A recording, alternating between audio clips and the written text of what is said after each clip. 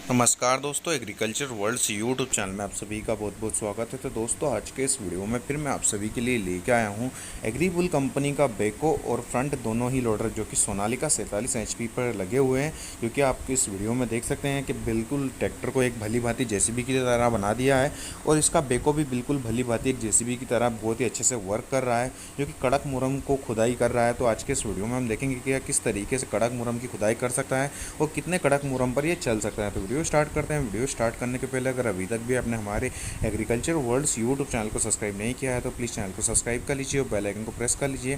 साथ ही हमारे चैनल पर और भी कई सारे खेती-बाड़ी और मशीनरी से रिलेटेड अच्छे वीडियोज़ हैं जो कि डले हुए हैं, उन पर भी आप विजिट कर देख सकते हैं। तो वीडियो स्टार्ट करते हैं बिना किसी टाइम वेस्ट किए।